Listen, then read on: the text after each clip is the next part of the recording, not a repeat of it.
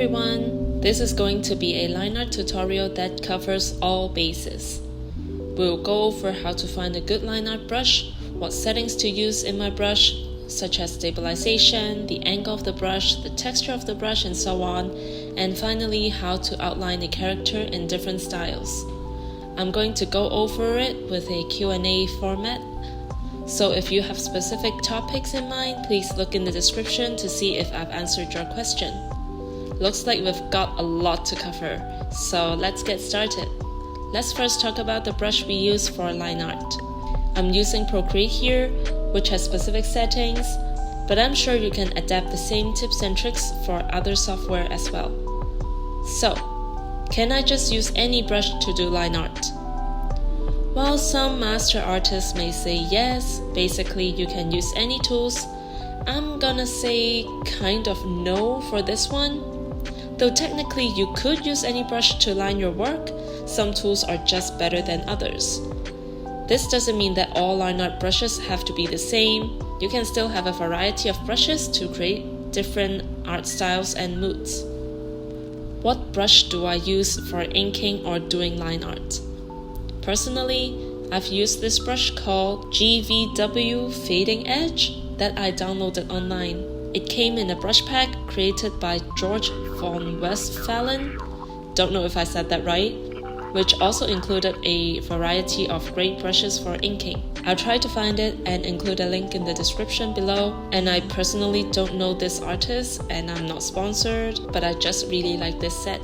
Honestly, when I was trying out so many brushes on Procreate for this video, I realized that the Jasinski ink brush behaves quite similarly to what I'm using right now, so perhaps that could also be a good alternative.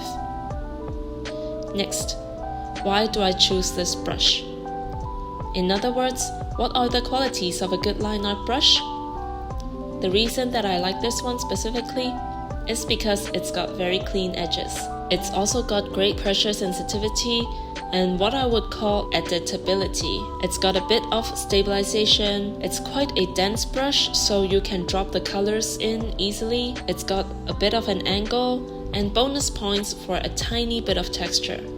If you have no idea what I just said, don't worry, because I'm going to go into each of them and demonstrate what qualifies as a good and bad line brush. So, what is pressure sensitivity? Pressure sensitivity means that it is sensitive to pressure. The harder you press, the thicker the line. This allows you to manipulate the thickness or thinness of your lines very easily with the motion of your hand. On the right, this is the brush mono with zero pressure sensitivity, which means that no matter how hard I press, the line always comes out the same thickness. Whereas on the left, the brush I use can create different thickness depending on how lightly or how heavily you draw without actually changing the size of the brush.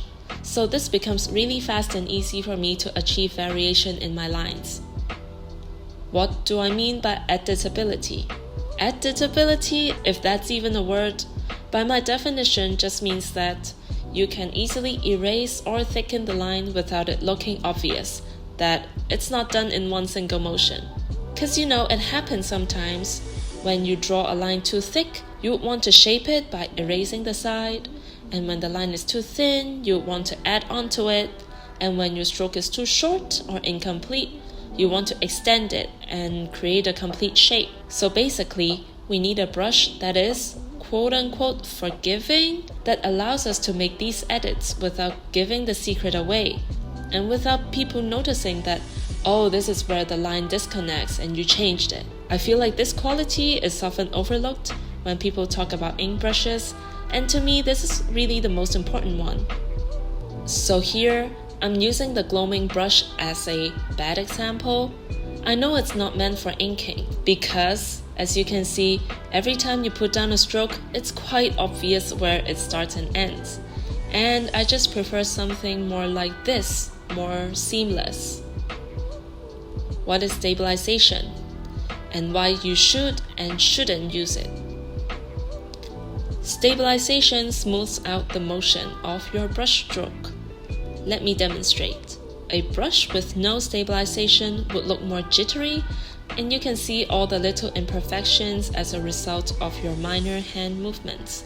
In contrast, a high stabilization makes the line move slower than your hand so that it straightens out all the little bumps in your lines. I feel like when you start learning how to draw, discovering stabilization feels like such a magic trick. It's like you turn on your setting and suddenly your lines look so much better. But I gotta say, I don't use that much stabilization. With my current brush, I'm only at 25%. With a stabilization that is too high, it fails to capture all the intuitive movements of your wrist.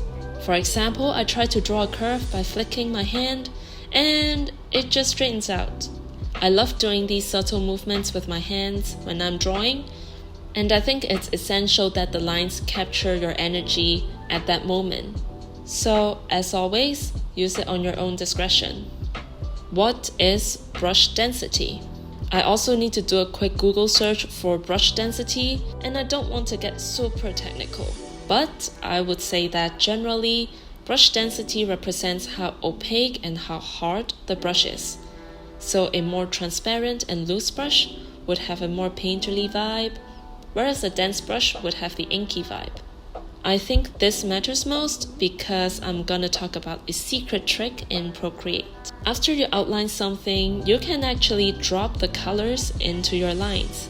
If you're like, oh, I don't want my lines and colors to be on the same layer, you can then click reference on your line layer and add a new layer for color, and then drop the colors into your empty layer, and voila, it's on a different layer.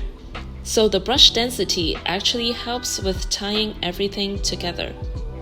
So if you're someone who likes to use the color drop feature to color your artwork, having a denser brush could help you drop in the colors more easily, as it won't have that many gaps in your outline, which effectively avoid your colors from spilling all over the page.